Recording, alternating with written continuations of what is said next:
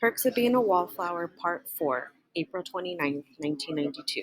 Dear friend, I wish I could report that it's getting better, but unfortunately it isn't. It's hard too because we've started school again, and I can't go to the places where I used to go. And it can't be like it was, and I wasn't ready to say goodbye just yet. To tell you the truth, I've just been avoiding everything.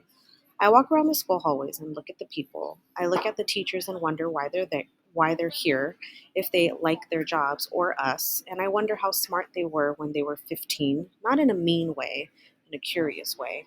It's like looking at all the students and wondering who's had their heart broken that day and how they are able to cope with having 3 quizzes and a book report on top of that, or wondering who did the heartbreaking and wondering why. Especially since I know that if they went to another school, the person who had their heart broken would have had their heart broken by somebody else, so why does it have to be so personal? And if I went to another school, I would never have known Sam or Patrick or Mary Elizabeth or anyone except my family. I can tell you one thing that happened. I was in the shopping mall because that's where I go lately. For the last couple of weeks, I've been going there every day, trying to figure out why people go there. It's kind of a personal project. There was this one little boy. He might have been 4 years old, I'm not sure. He was crying really hard and he kept screaming for his mom. He must have been lost. Then I saw this older kid who was maybe 17. I think he went to a different school because I had never seen him before. Anyway, this older kid who was really tough looking with a leather jacket and long hair and everything went up to the little boy and asked him what his name was. The little boy answered and stopped crying. Then the older kid walked away with the little boy. A minute later, I heard the intercom say to the mom that her boy was at the information desk. So I went to the information desk to see what would happen. I guess the mom had been searching for the little boy for a long time because she came running up to the information desk, and when she saw the little boy, she started crying. She held him tightly and told him to never run off again. Then she thanked the older kid who had helped, and all the older kid said was, "Next time, just watch him a little fucking better." Then he walked away. The man with the mustache behind the information desk was speechless. So was the mom. The little boy just wiped his nose, looked up at his mom, and said, "French fries." The mom looked down at the little boy and nodded, and they left. So I followed them. They went to the place where the food stands are, and they got French fries. The little boy was smiling and getting ketchup all over himself, and the mom kept wiping his face in between taking drags off her cigarette. I kept looking at the mom, trying to imagine what she must have looked like when she was young, if she was married, if her little boy was an accident or planned, and if that made a difference. I saw other people there, old men sitting alone, young girls with blue eyeshadow and awkward jaws, little kids who looked tired, fathers in nice coats who looked even more tired, kids working behind the counters of the food places who looked like they hadn't had the will to live for hours. The machines kept opening and closing, the people kept giving money and getting their change, and it all felt very unsettling to me. So I decided to find another place to go and figure out why people go there. Unfortunately, there aren't a lot of places like that. I don't know how much longer I can keep going without a friend. I used to be able to do it very easily, but that was before I knew what having a friend was like. It's much easier not to know things sometimes, and to have french fries with your mom be enough. The only person I've really talked to in the last 2 weeks was Susan, the girl who used to go with Michael, back in middle school when she had braces. I saw her standing in the hall surrounded by a group of boys I didn't know. They were all laughing and making sex jokes, and Susan was doing her best to laugh along with them. When she saw me approaching the group, her face went ashen. It was almost like she didn't want to remember what she was like 12 months ago, and she certainly didn't want the boys to know that she knew me and used to be my friend.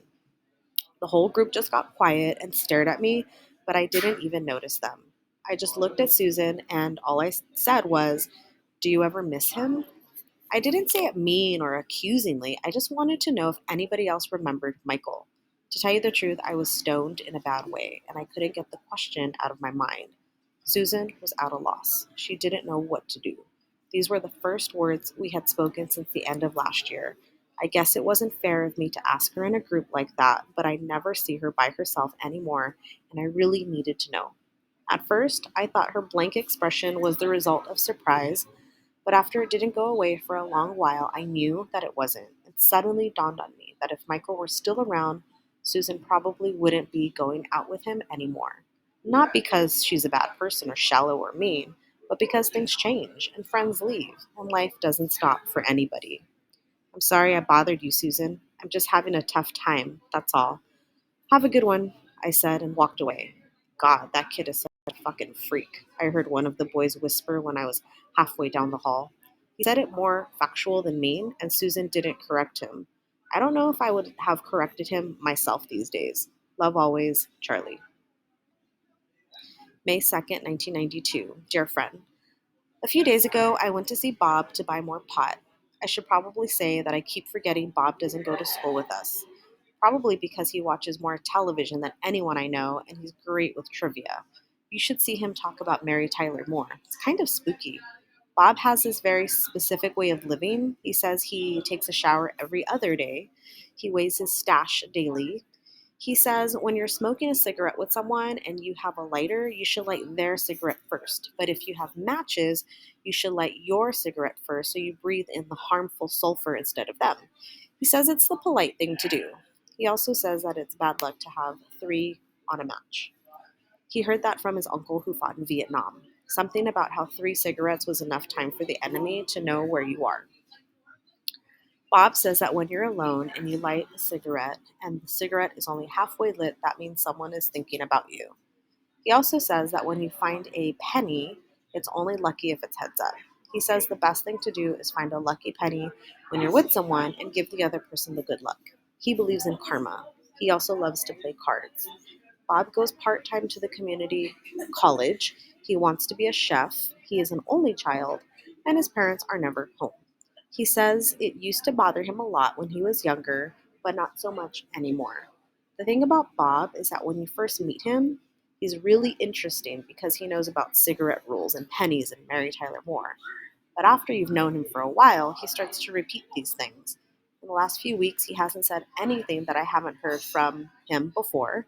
That's what made it such a shock when he told me what happened. Basically, Brad's father caught Brad and Patrick together. I guess that Brad's father didn't know about his son because when he caught them, Brad's father started beating Brad. Not a slap kind of beating, a belt kind, a real kind. Patrick told Sam, who told Bob that he had never seen anything like it. I guess it was that bad. He wanted to say stop and you're killing him. He even wanted to hold Brad's father down. But he just froze, and Brad kept yelling, "Get out," to Patrick. And finally, Patrick just did. That was last week, and Brad still hasn't come to school. Everyone thinks he might have been sent to a military school or something. Nobody knows for sure about anything. Patrick tried calling once, but when Brad's father answered, he just hung up. Bob said Patrick was in bad shape. I can't tell you how sad I felt when he told me that because I wanted to call Patrick and be his friend and help him, but I didn't know if I should call him because of what he had said about waiting until things got clear. The thing was, I couldn't think about anything else. So, on Friday, I went to the Rocky Horror Picture Show. I waited until the movie had already started before I went into the theater. I didn't want to ruin the show for everybody. I just wanted to see Patrick play Frankenfurter, just like he always does, because I knew that if I saw that, I knew he would be okay. Just like my sister getting mad at me for smoking cigarettes. I sat in the back row and looked on the stage. It was still a couple of scenes before Frankenfurter enters. That's when I saw Sam playing Janet, and I missed her so much.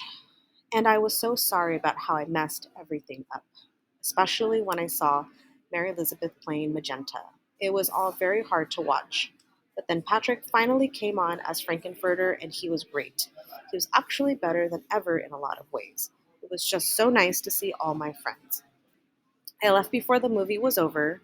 I drove home listening to some of the songs we listened to those times when we were infinite, and I pretended they were in the car with me. I even talked out loud. I told Patrick how I thought he was great. I asked Sam about Craig. I told Mary Elizabeth that I was sorry and how much I really loved the E. E. Cummings book and wanted to ask her questions about it. But then I stopped because it started to make me too sad.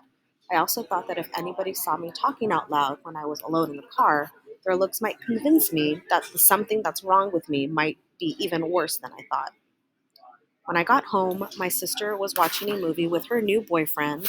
There isn't much to say other than his name is Eric and he has short hair and is a junior.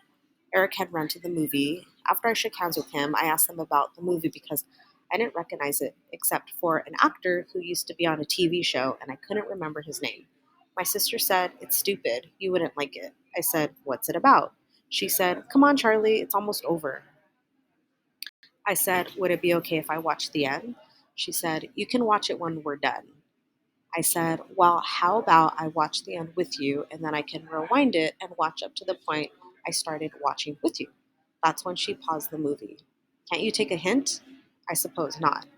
"We want to be alone, Charlie." Oh, I'm sorry. To tell you the truth, I knew she wanted to be alone with Eric, but I really wanted to have some company. I knew it wasn't fair, though, to ruin her time just because I miss everybody. So I just said goodnight and left. I went up to my room and started reading the new book Bill gave me. It's called The Stranger. Bill said that it's very easy to read, but very hard to read well. I have no idea what he means, but I like the book so far. Love always, Charlie.